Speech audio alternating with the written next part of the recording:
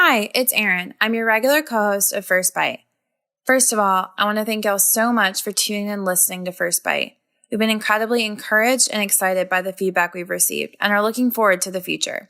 In the meantime, if you've been enjoying First Bite, please take a moment, maybe pause your device to subscribe, leave a review on iTunes, Stitcher, or wherever you're listening. This podcast started out as a small idea to bring convenient, tangible resources to SLPs and other professionals, and we value your feedback more than anything. Leaving those reviews truly helps us out. Enjoy the episode, and thanks for listening. Hey, Erin, have you heard that we have a promotional code for speechtherapypd.com? I think I heard the same thing. Yes. So, as if we both hadn't heard that.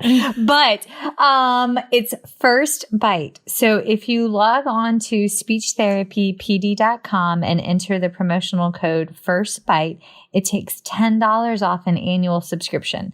And Erin, do you want to? That includes all the pod courses. Yes. And we have 4 now. I'm not sure if y'all knew that. We have 4. We have First Bite. Yeah, we do. It's Speech Uncensored.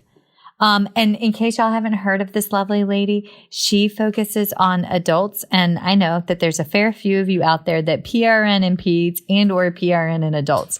So be sure to check out Speech Uncensored. And it also includes the Speech Link and the SLP Now podcast with Miss Marisha, who I like fangirl crush. She's awesome. Okay. All right. So promo code is First Bite. Whoop, whoop. And don't let it autocorrect you to BYTE because it did that to me a couple times. So there it is. Woohoo!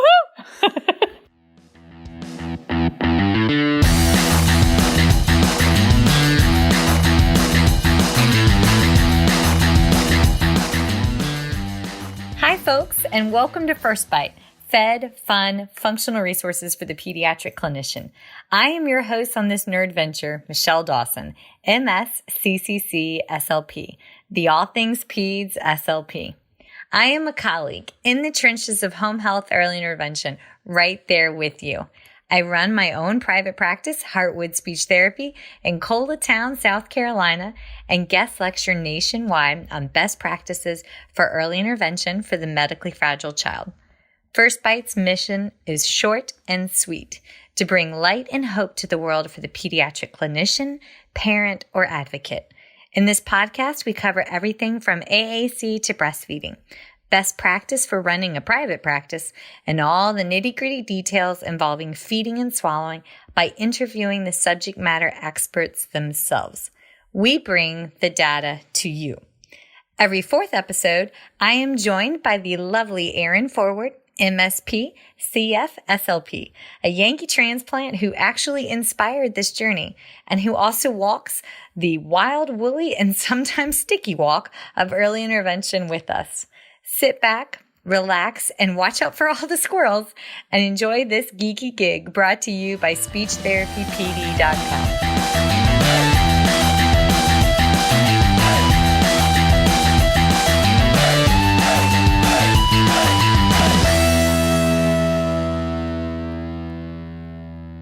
Today's guest is none other than the Char Boshart, MA, CCC, SLP.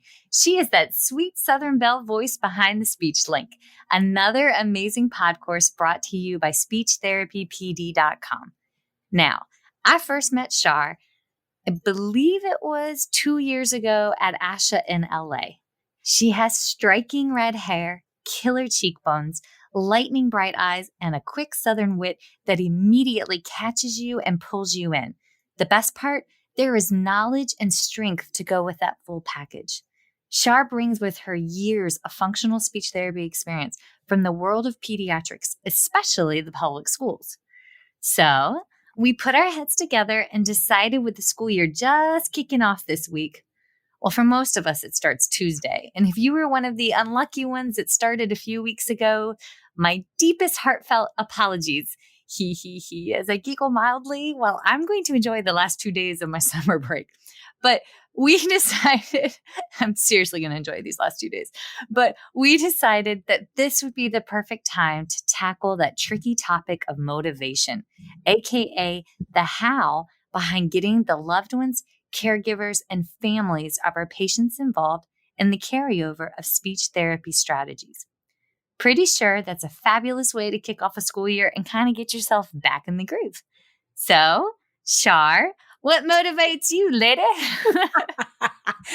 Obviously, that introduction. Wow. I have never, you just blow me away, girl. I've never heard anything like that. I just wish to heck that it was true, but I will take it. I will own it and I will love it. And that is totally motivating. And I'm so excited to be here with you and to talk about motivation. I mean, don't we all need it in one way or another? And we need to know how to do it with our kids. So yeah, it's going to be totally fun. Yeah, I'm excited. Okay. I need something that motivates me more than coffee because I mean, I know I really can't get moving first thing in the morning without at least 2, sometimes 3 cups. Wow. So Yeah.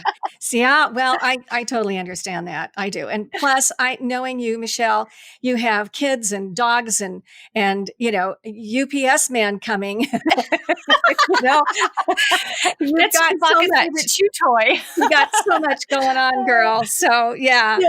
It must be more than coffee because I don't know where you get your energy. It is quite amazing. So thank you. That's probably a fair bit of Jesus and a little bit of red wine. Yeah, there you go. That's a great combination. But you know what? My passion is doing therapy. And, I'm even going to back up and say, I'm going to say that my passion is therapy, whether it's doing it, learning about it, writing about it, and talking about it. So, I have to say I'm a pretty narrow person. I mean, I know about speech and language, in fact, I know more about speech than I do language. So, and I know a little bit about motivation, and I thought I'd pass along what I do know. But, in addition to what you said there, and it's so interesting because I know you are from Southern California or from South Carolina. And I'm living in Georgia right now in the North Georgia mountains. I have a cute little cabin on the river. Yes, it's just wonderfully, very peaceful, a very calm environment. And I love it here. And we have cows grazing across the way and it's wonderful. But I was born and reared in Southern California. So you just went from the South to the South. Honey, there's a bit of a difference from Southern California to South Georgia. Yeah, a little bit of a difference. And I was born and reared in Long Beach, California. But here's the thing. See, this is probably where you got some of that. My daddy was from Texas and my mother was from Arkansas. And, you can take the people out of, and I grew up with it. I mean, daddy slept on a pillar. And, and we ate black-eyed peas and turnip greens, which I hated. But, that's whatever. And so at any rate, you just haven't had my turnip greens because, I mean, I may eat pescatarian and light on the cheese, but let me tell you what, when I pull up my sleeves, I can make some really good greens with real good fat back. Yeah. But you have to go get the fat back at the right place. And I know that there's somebody out there listening going, yep, there's a corner store in my hometown, but if you don't get fat back from the right place, it's not going to work. You are too funny. It's amazing my cholesterol's not through the roof. I'm just saying. Well, but you're eating well. That sounds really good. Eating now. Yeah, you're good. You're good. Yeah. Well, yeah. So basically I grew up in Long Beach and I went to school in Southern California at Loma Linda University, La Sierra campus. And then I left, went to Michigan, Western Michigan University for my master's. And I was so fortunate and so honored to have Dr. Charles Van Riper, as my professor. Oh, my stars. Are you serious? Yes. And he was, for people that don't know, he's basically the father of articulation. And I sat at his right hand, literally, during his stuttering class. So I should really know about stuttering and be able to work with stuttering cases that I really don't. That's kind of, we all have our specialty and that isn't. That is not my specialty. It's okay. I had the pleasure of meeting Craig Coleman, who's the incoming VP of planning for ASHA, Yeah. and he's the stuttering guru. Ah.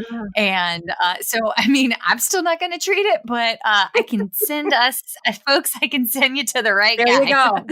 That's what's needed. Definitely. Yes. Definitely.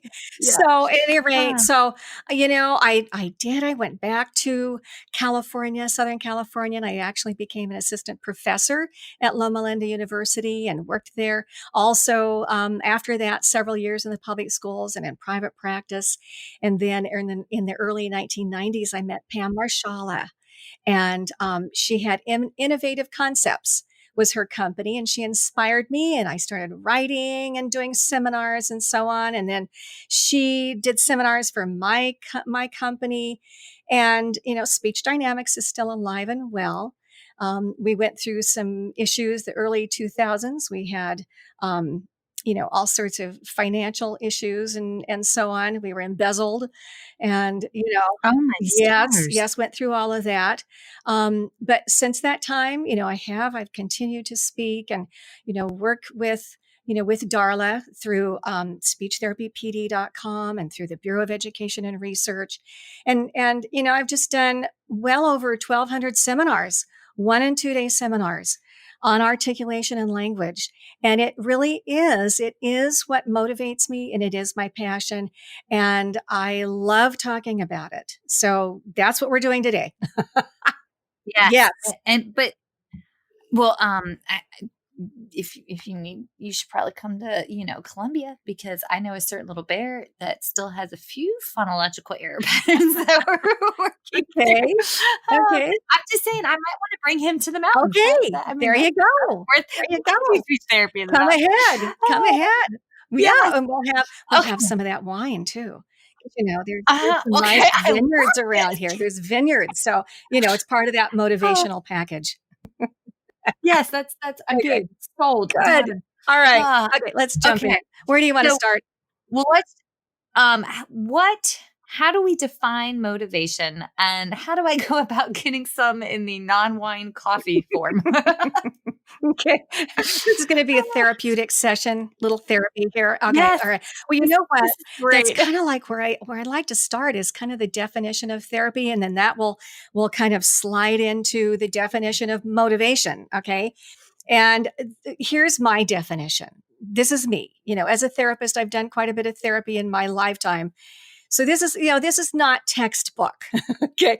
But here's my definition of therapy. It is trying to encourage and compel or to get someone to do something that they can't do. Okay. It is totally different from teaching. Today, I'm teaching. When you do your podcasts and your seminars, you're teaching. It is totally different. Therapy is trying to get somebody to do something that they can't do. So it's much more involved, and motivation is at the core. Now, a quick definition of motivation, and we're going to flesh out motivation, and I've got all sorts of things to share with you.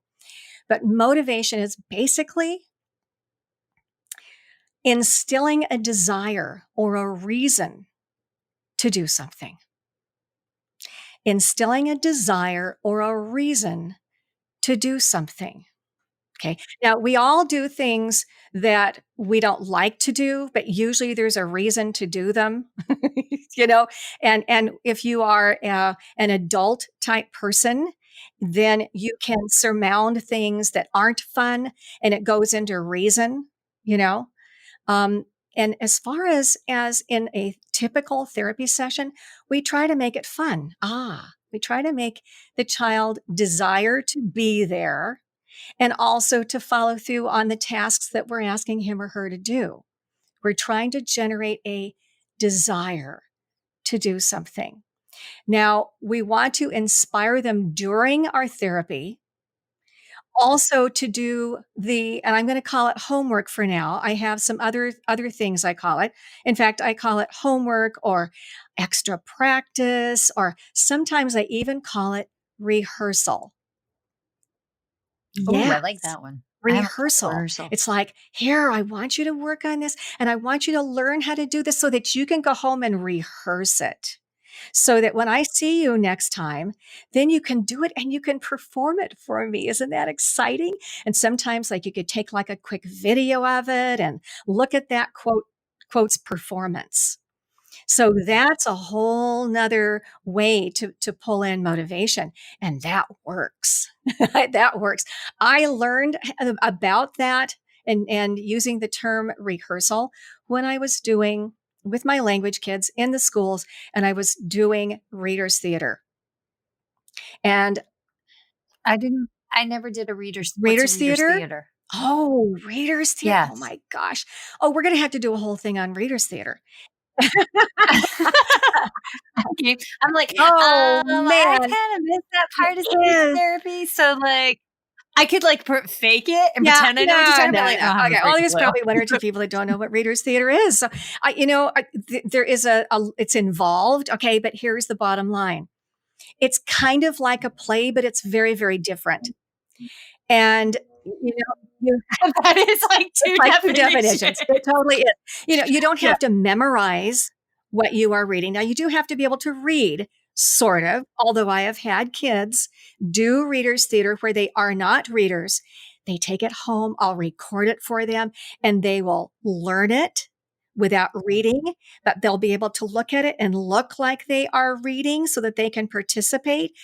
Oh my gosh, that is super, super motivating. And readers theater is like a little story with parts. And one kid does it, the other kid does it. And readers theater, it's kind of a round robin, but it's a performance. You stand up front, like in a line, like maybe you have 3 or 4 kids, and you stand up front and you have your paper or your book, and then you do your parts. And you can do the different. Yeah. That's where my social anxiety would kick in. Even as a kid, I would have to go tinkle at least twice before I stood in front of a room with a piece of paper.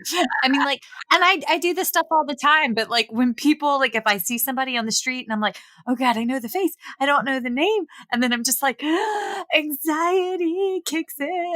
But yes, I remember doing the readers theater, but we called it well, there you go. Okay. There you go. Newer name. Yeah, Got it. It's totally fun. Yeah. But kids are so motivated to do that and they would take it home and learn it. And, I had kids that it sparked their desire to learn to read. Okay.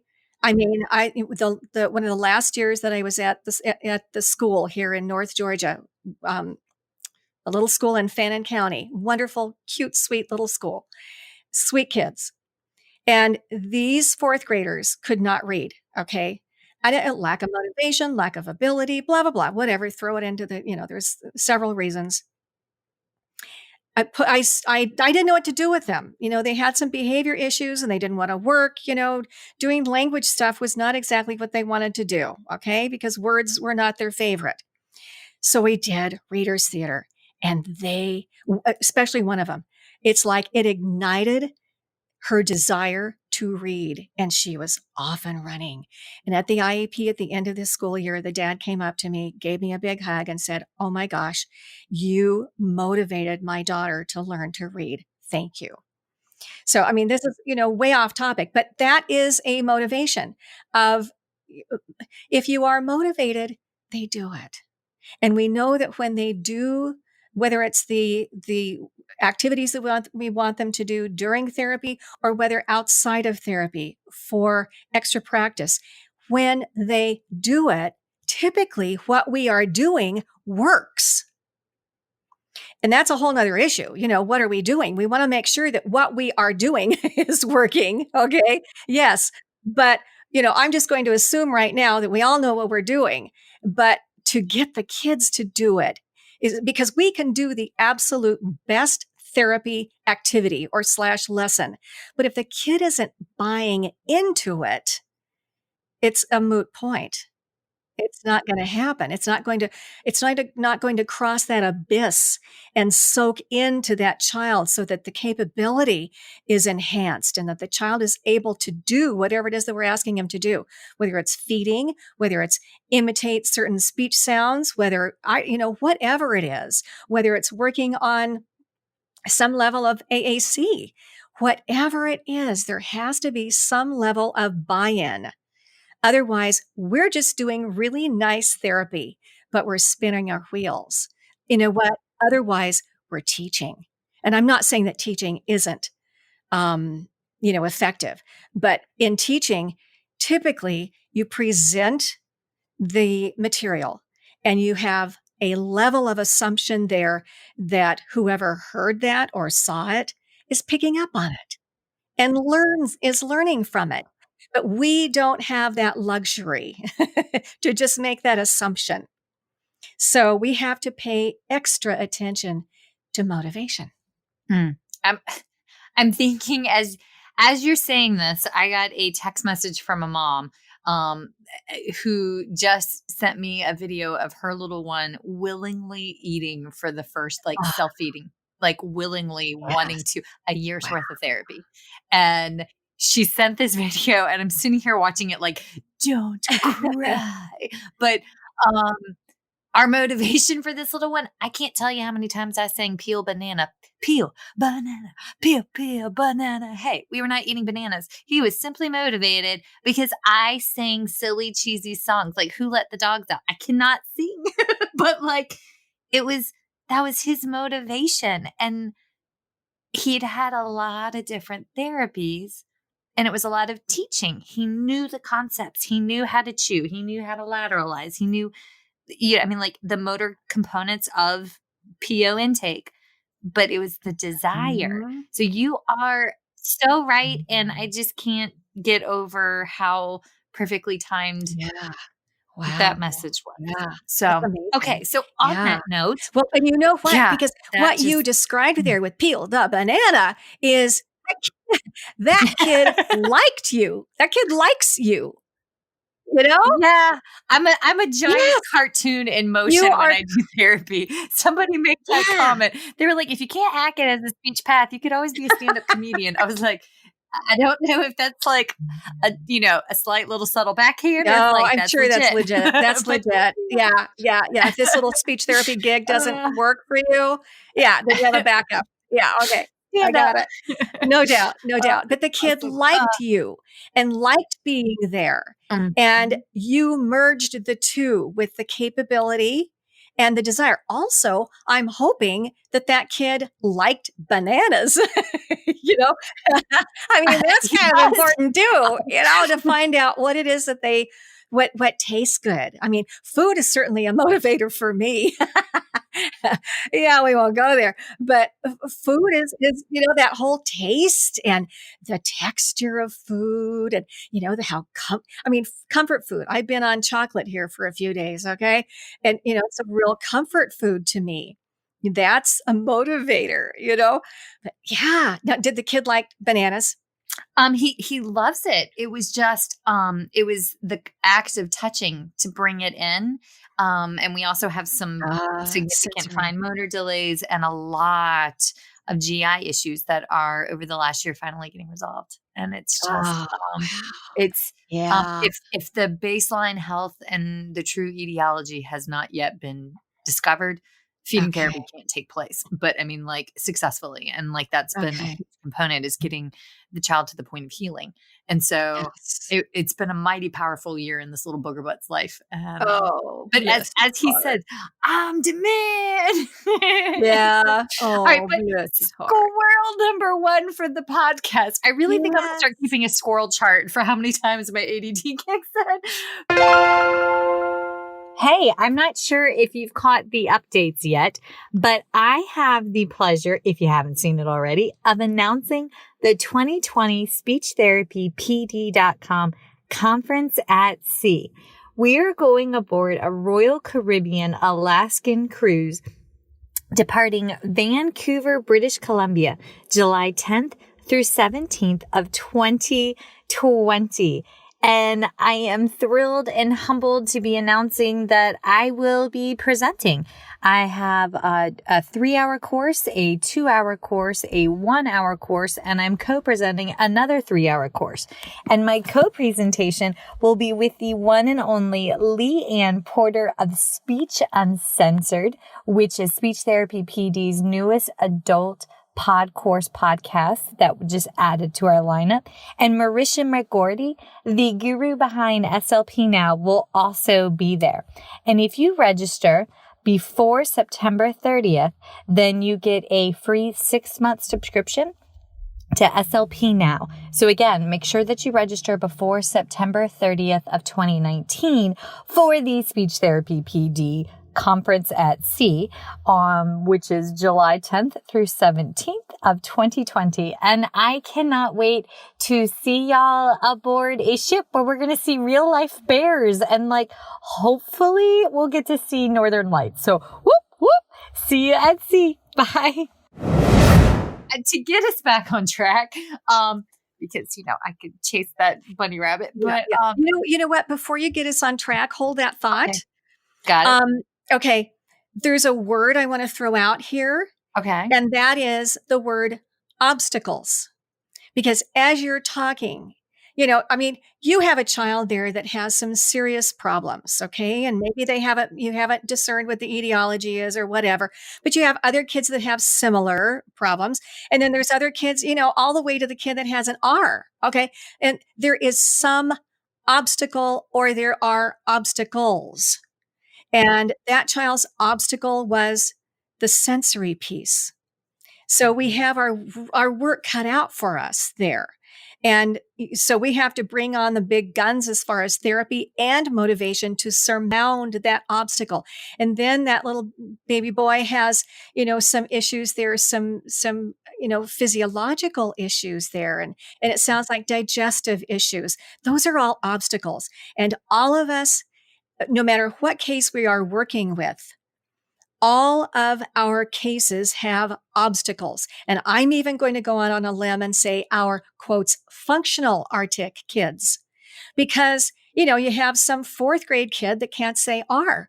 Well, it's not like he hasn't heard it. 400 you know what I'm saying? billion ways. 8 gazillion. That's right. Mm-hmm. The child would say it if he could or she could. All right. It's not that they're hearing it wrong. They would say it if they could. There is some obstacle there. Now, maybe the obstacle for that child is, an R is just not exactly, the most visible speech sound. Maybe the kid doesn't know where to put his tongue. Maybe that's the obstacle. Also with R kids, there is a sensory issue with many R kids. Many of the R kids that I've worked with have hyposensitivity intraorally. I mean, you can jam a toothette halfway down their throat and they don't gag. Lack of gag reflex, it's a normal variant and up to a third of the population. Whoop, whoop. Well, there you go. Okay. Well, this kid, many of my kids don't have that. And I'm thinking that with many of my kids, and since is basically a back tongue sound, now many people curl the front, but you still have to nail the retromolars, the retromolar pads behind the top back teeth.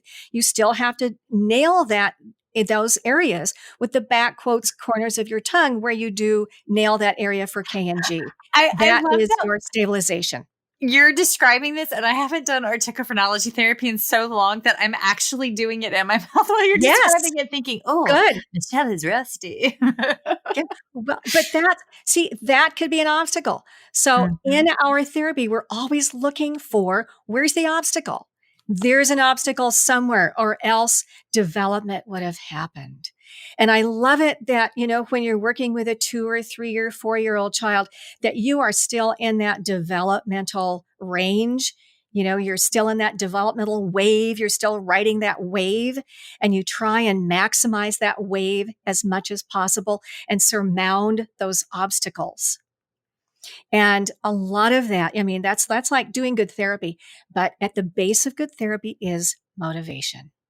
Mm-hmm. Otherwise we are just doing good therapy, but it's not crossing over. Yep. Yeah. Yes. Okay. I'm sorry. Okay. No, that's fine. Perfect. Okay. All right. So then question number 2, what are some strategies that you use to encourage motivation to assist our kiddos' loved ones in implementing their quote unquote speech therapy homework, or as you referenced it, rehearsals? Okay. Woohoo. All right. That is a huge, huge task. I really believe that motivation to do all of the homework and all of that kind of thing comes before we even start therapy with our kids. It comes when we are meeting with the parents or we're meeting with the teachers or whoever we're meeting with, where and I love it because I know, Michelle, you go out into the homes and you get to see the child in their natural environment and you get to see parents and kids interact and vice versa. The parent gets to see you interact with the child. So you are building that level of trust that, okay, that lady knows what she's doing, or that man knows what he's doing, that she's going to be helping my child, that my child likes her. And also during those times, and maybe you're in the home, maybe they're coming to a hospital or a clinic setting. Maybe you're at an eligibility meeting in the schools or an IEP meeting, wherever it is you are meeting. And a meeting is a wonderful time to plant those seeds of trust, but also to plant seeds of teamwork. There has to be teamwork. You're not a magician. I'm not a magician. Okay. All right. After 40 plus years of therapy, no, I figured out I'm not a magician. It does not work that way. Please tell me you've seen that sign at the beauty parlor that says, I'm a beautician, not a magician. Yes. Yes. Okay. Yes. My hairdresser has that. Yes. And I like that. Just saying. I like that. Yep. Yeah, exactly. And yes, we can't snap our fingers, and it's kind of unfortunate that we're not, though, because in this day and age, we want to drive through and get our hamburger, and then we're going to eat it and move on to something else. And we're going to, I hate to stand there for 30 seconds as my food's heating up in the microwave. Everything is supposed to happen quickly, right? We do tweets on Twitter, and how many characters it's supposed to be, and we're supposed to, share our life story, and what is it, 148 or so? I don't even know. I'm not on the Twitter bird. There's too much anger in the Twitter bird universe. So I stick to cute pictures and Pinterest. So. Okay, there you go. That's pretty much me. But there's a lot of people. Yeah, exactly. But a lot of people are on there, and there's an expectation of, oh, it's got to be quick. Oh, how long is this going to take with my child? And, a lot of parents realize, especially with the kinds of kids that you work with and a lot of people work with, where you have more obvious obstacles, the obstacles are obvious. There's a medical issue or some kind of a trauma. That's an obvious issue. But when you're working with, the third grader that can't say an R or an S or still has multiple artic or phonological issues, it's not so obvious. And, those parents have expectations of, okay, you're just going to fix my kid in the school, right? How long is it going to take? Just a few months? Yeah, no. So it's almost like, I don't want to say there's a benefit there, but as long as the parent knows that there are obstacles, then I think the teamwork piece is easier to explain to them, which means you're going to get better compliance. You're going to get better help from them. Technically, doesn't always work that way. We all know that. But technically, it works that way. And I love the word teamwork, that I'm figuring out here what's going on with your child, and that I am going to do the best therapy that I can. And I'm going to motivate your child, but I need some extra help at home. And here's what you can do. And one of the things, and maybe you're asking them to do the same thing in therapy, that you're doing in therapy, but maybe not. Maybe you're just asking them to repeat, to imitate what the child is saying. A lot of parents don't know to do that, especially with nonverbal kids. That's the coaching. That's where we have to do the coaching. And in early intervention, that's the big push within the EI model, is doing coaching and getting the families involved from the beginning. Yes. But yes, with the caveat being, it's not always just the family. Sometimes it's the nurses, and sometimes coaching goes both ways, where like they update you with like what's happened with the kid in the week, and they coach you on new changes. Like I had a million years ago when I did therapy one day in the public schools, we're sitting around and I was attempting to do my version of Arctic therapy, the humble thoughts that those are. And one of my little guys was sitting at the table and he was just blue. And I said, Bubby, what's going on? And he goes, well, my dad moved out. And I said, okay. He goes, we were making pancakes and mama found the neighbor lady's drawers in the back drawer and all the pancakes went out the front door and we didn't get no pancakes, but we all went to the Waffle House and had good bacon. And I was like, oh my God. I mean, he's really excited about the good bacon from the Waffle House, but I was like, I'm sure it's not going to work out. But like, that was a variable. That was an obstacle because I mean, a lot can shake out and but I mean, I know exactly. Imagine was, that whole vignette playing out in my head. Oh man, that was an unforeseen obstacle. A huge obstacle. I mean, and I have worked in, I'm going to say lower socioeconomic areas, sweet, sweet people. And then also, working in California for so many years, we had, a lot of English language learner type kids that were delayed. And, I mean, just a lot of issues are going on at home and that impacts. I mean, oh my gosh, yes, I bet we both have stories beyond. And there are lives that no kids should lead. No children should go through some of these things that the kids go through. And yet here I am working, little pull-out session or whatever. And, we're working on this speech or language stuff. And, sometimes that's a good thing because, I try in therapy to get to, to do what the child is able to do and then push that a little bit. So hopefully the child has some level of capability. I'm not giving him all things that he can't do. So hopefully there's some nice positive things going on there too. Plus therapy is small group or sometimes if you're fortunate one-on-one and kids love that.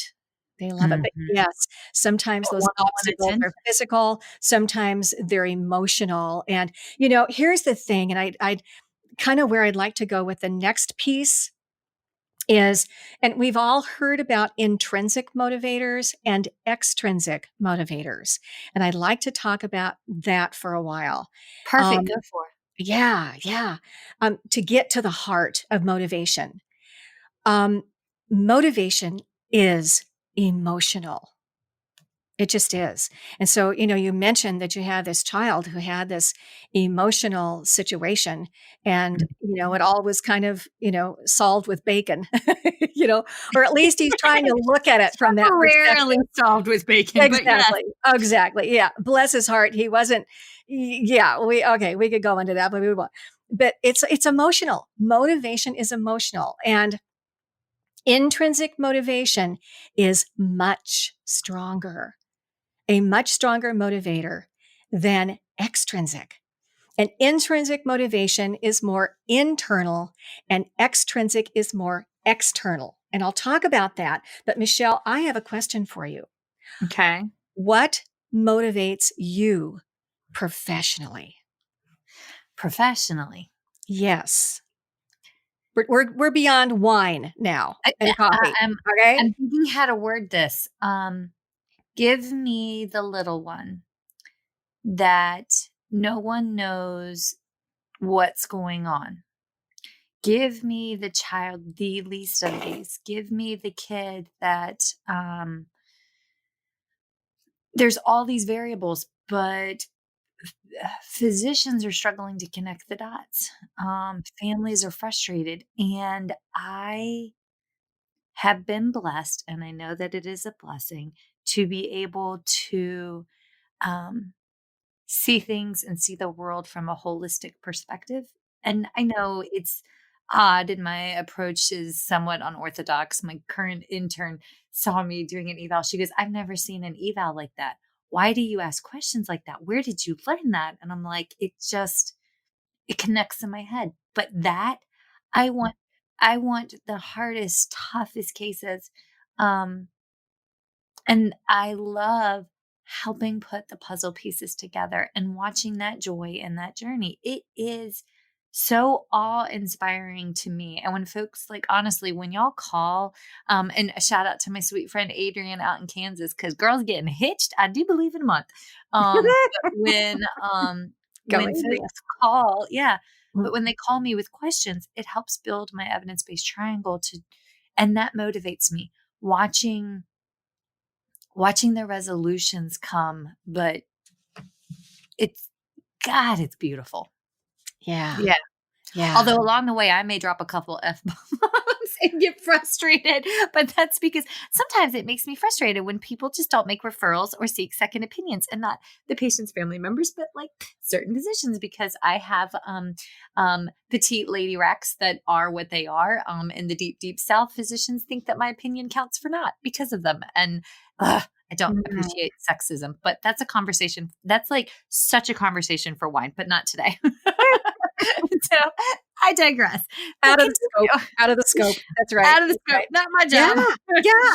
Well, I mean, when you first started, talking about that, I'm thinking, okay, challenge motivates her.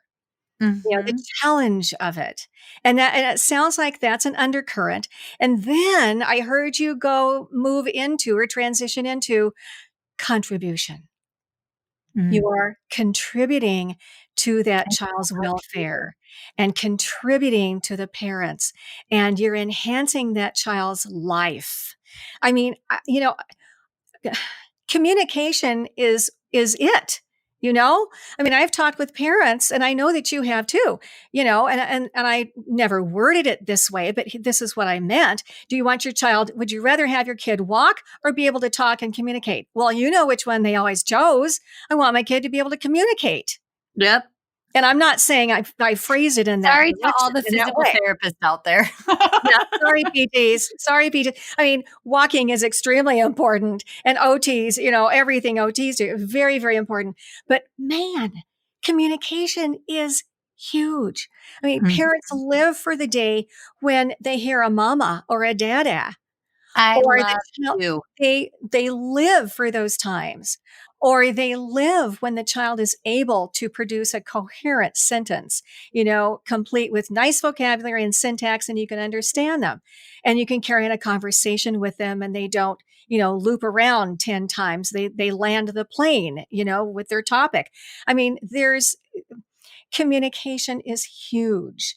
So, we all, and I think probably the biggest motivator for most speech pathologists, maybe even most therapists, PTs, OTs, maybe even physicians, is contribution, that we are contributing. And that is a deep, important emotional piece, okay, that we are contribution. That is intrinsic motivation over and above the paycheck. Paycheck? You mean we get paid? Because I'm pretty sure I might have missed that part of the deal. We need to talk, girl. Yeah. That's what gives you the wine and the coffee and the chocolate. Yeah. I remember during Key Pro season in the month of June of 2019 in the state of South Carolina, Key Pro season. And if anybody has ever gone through Key Pro season, you too understand. It's where the last 6 weeks prior to the end of the fiscal year, where you have to do extra paperwork on a biweekly basis to get 3 more units of therapy. So Key Pro season, but continue. Yeah. I don't know what that is. I don't think I want to know. No. Yeah, I'm not. Any other Palmetto SFP listening is like, I commiserate. Yeah, I'm not moving there. Okay. Well, your intrinsic motivator, is your intrinsic motivator, contribution, challenge, all of those things. Guess what? Intrinsic motivation is what motivates and moves our kids as well. Now, we do extrinsic motivators, and, we give them, maybe we make the check mark, or we give them the stickers, or there's the charts, or there's the, whatever. Maybe it's the banana. That's an extrinsic motivator. Whatever it is. I mean, we do extrinsic motivation, but what I'm suggesting is, wow, be sure to add the intrinsic piece. And here's a little bit about the intrinsic motivation. Intrinsic is probably at the strongest for our kids when they discern and acknowledge that they're making progress. I am proud of myself. Yeah. That's a quote that I use with one of my little ones, the one that sent the video. Yes. And getting him to understand when we have those bites, when we willingly feel, I am proud of myself. And I was never a cheerleader, but my 7th grade biology teacher, Ms. Bucky was an honest to goodness Dallas Cowboy cheerleaders back in the day, right? Woohoo. Yeah. Prior to being a 7th grade biology teacher. That was odd. But I used her hand gestures. I mean, it helped me dissect a frog, but that particular little one, I am proud of myself. Yeah. Yes. That's what it is. That's what it is.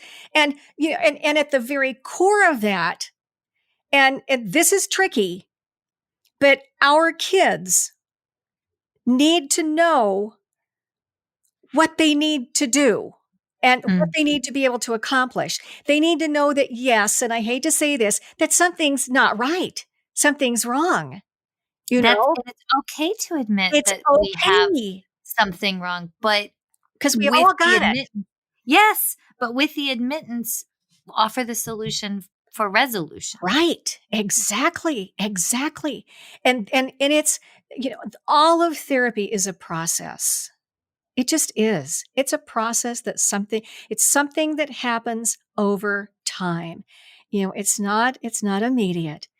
And sometimes our kids that we are working with need to know it's slow process. It's a slow process. It's not immediate. But here's, you know, and I love it when I am able to steer the child into discovering what he is now able to do. Maybe his capability has been improved in a certain area. Maybe it's feeding. You know, this banana kid, oh my gosh. I mean, that's a wonderful way to generate a tangible sense of improvement. And, you know, like I do lots of things orally, you know, and the stuff they do is very visible. So yes, I work on speech sounds, but sometimes that's hard to hear and hard to discern.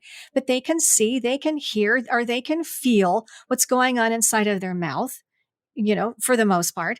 And that's what I want to call to their attention. Do you feel the sides of your tongue and the sides of your teeth? You didn't feel that last time, did you? Take a look with the mirror. Oh, I'm going to do it with mine too. Oh, I feel mine. Oh, let me do that. Let me stroke the sides of your tongue and the sides of your teeth. Do you feel that? Close your eyes. Feel that. Do you feel, oh my gosh, what's going on in there? And then I want them to tell me, you didn't do that last time. Oh my gosh. See? So I think it is so important, yes, that they have those small increments of improvement that accumulate over time. And that's why I really like to do this stuff with the mouth. Because if I'm just working on a sound, the sound of the sound, you know, if I'm doing that type of therapy, you know, that may not happen for months. But I maybe can get that kid's tongue in place, maybe resting position, maybe focusing on the sides of the tongue and the sides of the teeth for stabilization. Maybe we can generate that, and the child has made progress there and has acknowledged it. And that's going to move us on to the next level, because progress begets progress. Motivation begets motivation. And that's the process. It's small increments of improvement that accumulates over time. So, okay. So that intrinsic motivation piece, there's a few other things that I'd like to talk about. And these are things that I've used with my, you know, like my elementary age kids. Okay. You can use it with cognitively aware kindergartners, first graders, second graders, third graders, and maybe cognitively aware, but maybe physically challenged kids. Okay. But there has to be some way that they can understand this information because I'm going to talk about doing videos or audios and questions. And I call these things generating leverage. Leverage is a form of intrinsic motivation. Leverage is deeper, actually, than intrinsic motivation, or let's just say it's a part of, okay? It's emotional buy-in. It's emotional buy-in.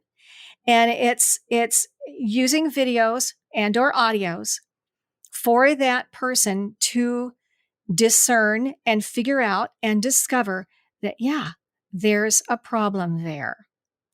And I'll use as an illustration. This was 100 years ago, so I'm actually going to give the kid's name. His name was well, I'll change his first name. His name was Daniel, but I'm just going to give his last name because I love his last name, Daniel Culacci. Isn't that a great Italian name? He was this little Italian kid. I love this kid, little kindergarten kid, Daniel Culacci. And he was this bright little kid, he was just this, super energetic and, loved coming to speech. And, I tried to give him, some, homework, extra practice, rehearsal type of things. And he would take it, but he didn't do it. And, and I do something called the accountability loop, which I can talk about later. But that's where you're contacting the parent and so on. So, I was doing all this stuff, trying to get this kid, jazzed up to do a little extra practice because I knew he could do it. And so I thought one day, okay, I'm just going to audio tape this kid. And this was back in the days of cassette tapes. So I taped this kid. He and I carried on a conversation. And then I played it back to him. And this kid's face was like, oh, no. And he said, Danami. And he would not acknowledge initially that was him on the tape. That's not me. I was trying to figure out what you were saying, and I couldn't understand. He was saying, me. That's what he said. We don't do articulate phonology therapy. It's an artic thing. Yeah. Yeah. D for T. Yeah. Okay. Yeah. Okay. I'm with you now. Oh my God. I swear I'm a speech therapist. I mean, I'm legit, people. Lord. He didn't think it was him on that audio. And he didn't acknowledge it. And I kept playing. I'm going, oh yeah, remember when you said this, this, and this? And oh, there I am. Okay, remember when we did that? And he's looking at me like, and he wasn't in tears, but he was like just floored. He was flabbergasted. And he sat there and he's like thinking, oh my gosh, I sound like that to other people. And the lights went on. Yes. This kid was done, finished, out of therapy by the end of the school year. Nice. That's what it took for him. But he had no clue. And there are a lot of our kids that have no clue. We're just assuming, that they know that there's a problem. And that somehow, we need, and I want to back up here a little bit. I am a proponent of having children in the eligibility meetings in the schools. I'm a proponent of that. Now, if there's a huge language issue in the school, psych is in there and it's going to be like an hour and a half meeting, then probably not.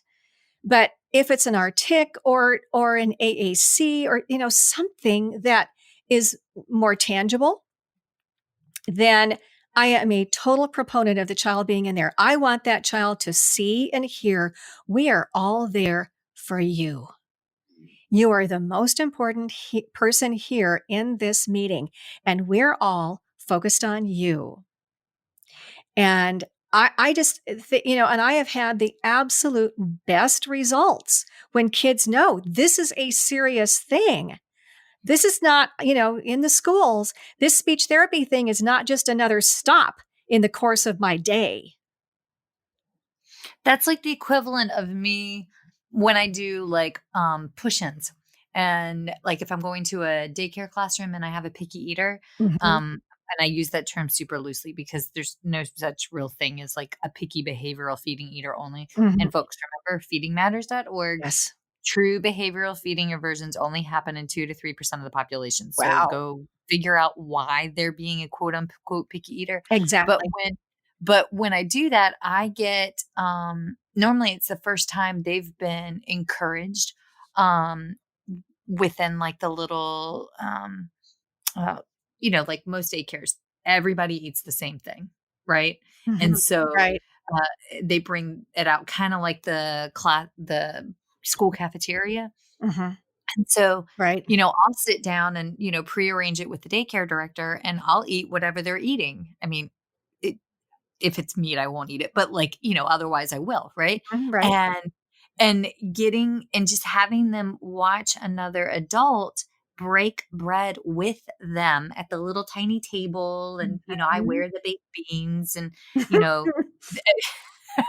Yeah. a lot of Bush's baked Oh beans. God. like, but like Mm.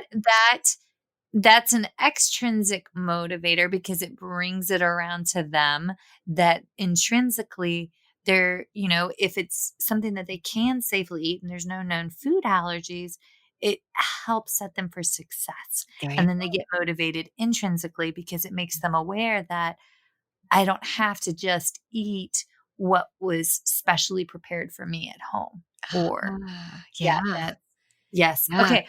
Yeah. I I love hate that. I this. love that. And I know our time is like just I know. I was like, eating. I'm It's being a time totally. police. I Yes. know, I know. You know what? I'll just quickly say, because the leverage piece, I'll wrap up the leverage. Yes. Can I do that? Okay. So the Yes. Because I leverage have has the one last audio, question.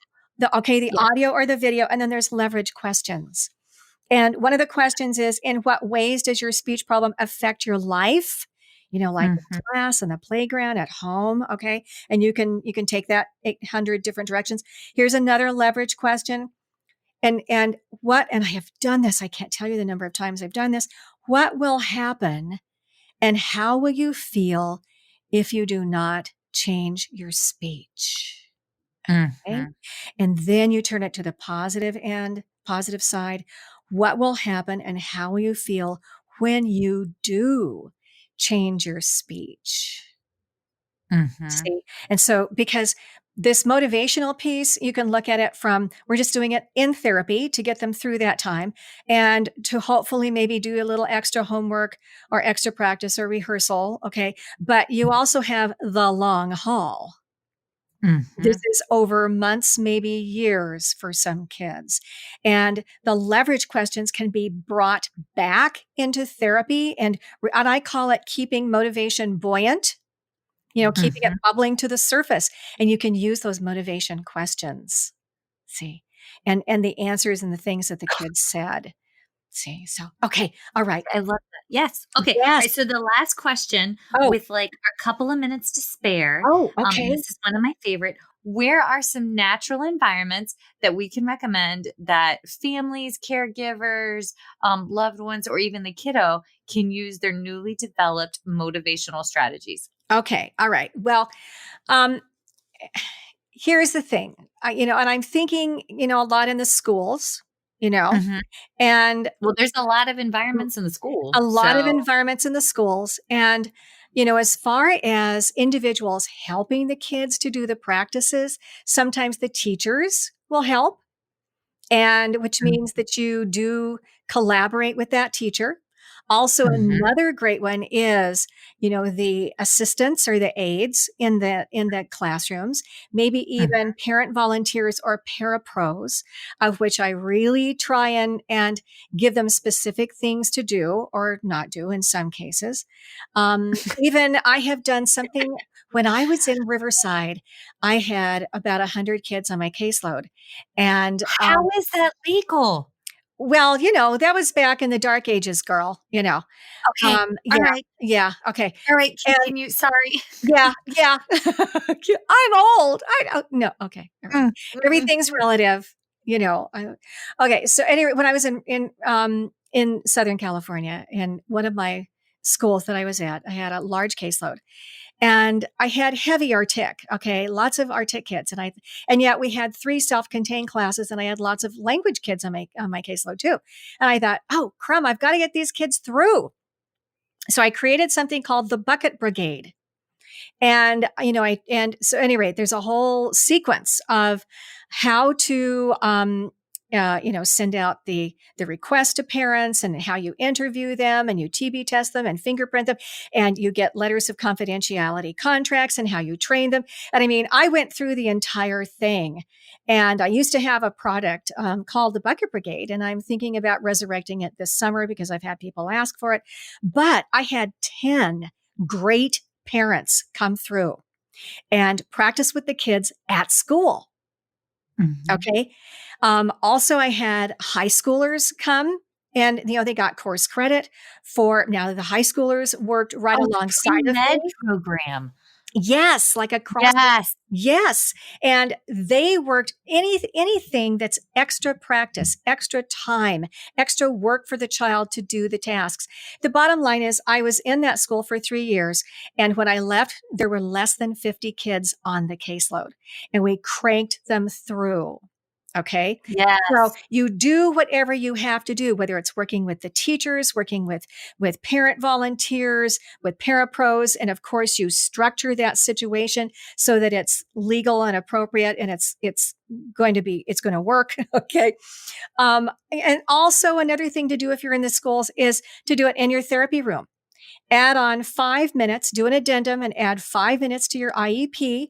And the kid comes in at the end of recess, and you have a little separate room, and the kid comes in and does the practice while you're doing other therapy. So my bottom line is, and I know, I'm hoping that you'll talk with us about, doing extra practice at home. But when you're in the schools, you can generate extra practice. You don't have to just rely on that child following through and doing it at home. Okay.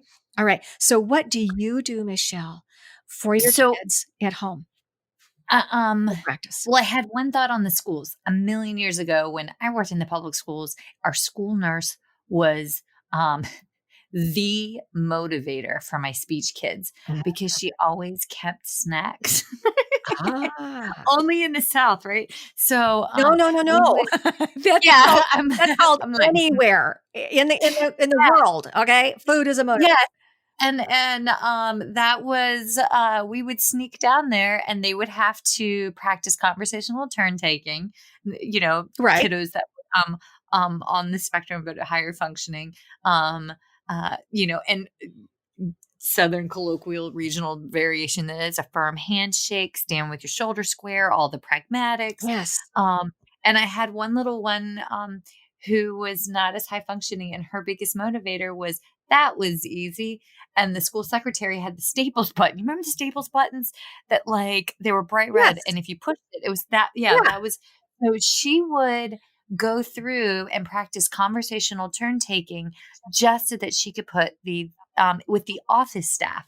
And I saw her twice a week. Nice. And twice a week we would go through and ask, conversational samples. What's going on? How are we doing? Blah, blah, blah. Good. Just to push that was easy button. Yeah. And love it. Okay. So I love it. For me, natural environments in the home, I have done therapy in homes, in yards, in daycares. I have had natural environments actually be considered outpatient speech clinics attached to rural hospitals because it's the closest thing that, when you're covering a super large area and you're the only speech pathologist for maybe 40 square miles, that could be a natural environment. Mm-hmm. Grocery stores. I can't tell you how many times I've gone to a grocery store. You can get a lot more vocab done in a grocery store. There you go. As well as the experience and the exposure to where the food comes from. Yeah. There's a local cafe right down the street that I'm itching to do a therapy session at, but she does on the site job training for children that have autism and intellectual disabilities that are high schoolers. And it's Steffi's. It's called The Local Buzz. And she actually has children of her own, grown children that have autism spectrum disorders. And they go through and they'll make a meal and they'll prep and they'll clean and they'll bus tables. And we talk about what we're doing and we do executive functioning and Chick-fil-A. Yeah. Those waffle French fries and their Chick-fil-A sauce. Yeah. Yeah. Yeah. That is Yeah. fantastic. Yeah. But where your family goes, where that child goes, those are all examples of their Of the natural natural. environment. Exactly. Um, Yeah. Yeah. there's a fantastic gym called the Awesome Gym, and they have like inexpensive member monthly packages and allow therapists to go for free.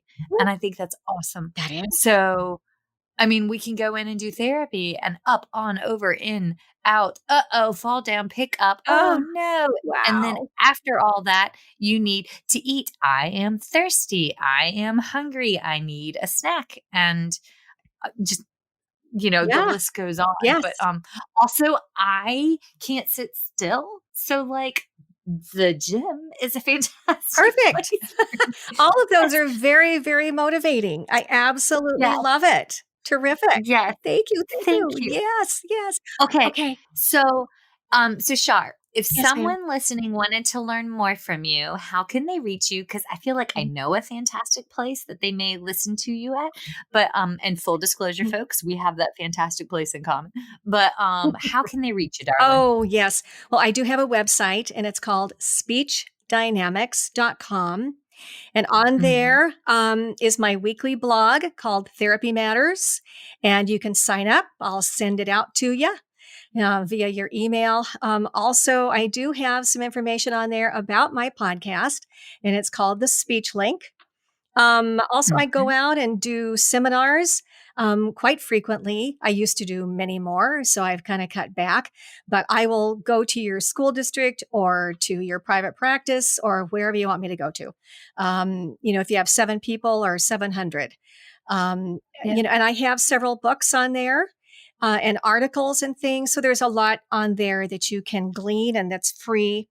In fact, I have lots of free materials, therapy materials and so on there. So yeah. Awesome. And you can email me at, I'm going to give you my Yahoo. It's just easier. It's Char, CHAR _Boshart.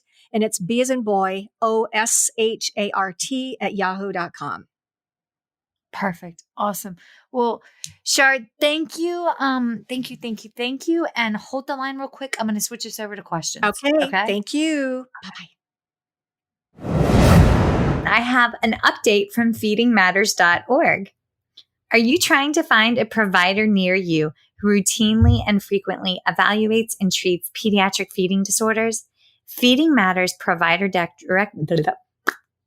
Just kidding, Chad. You got to scratch that one. I should not record at the end of the day. Oh my God, I'm so sorry. Oh. Michelle Dawson, your All Things Peds SLP here.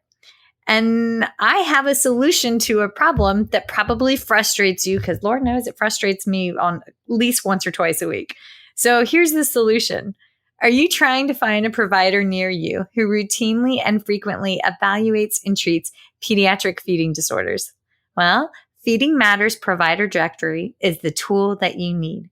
It's comprehensive, easy to use database of feeding centers and healthcare professionals. The provider directory allows you to search by location and filter by services offered, preferred specialists, and diagnosis. Start your search by visiting bit.ly / I swear I'm going to get that thing right, FM Provider Directory. And make sure that you submit to be listed too. That's a wrap, folks. Once again, thank you for listening to First Bite, fed, fun, and functional. I'm your humble but yet sassy host, Michelle Dawson, the All Things Peds SLP. This podcast is part of a course offered for continuing education through speechtherapypd.com. Please check out the website if you'd like to learn more about CEU opportunities for this episode, as well as the ones that are archived. And as always, remember, feed your mind, feed your soul, be kind, and feed those babies.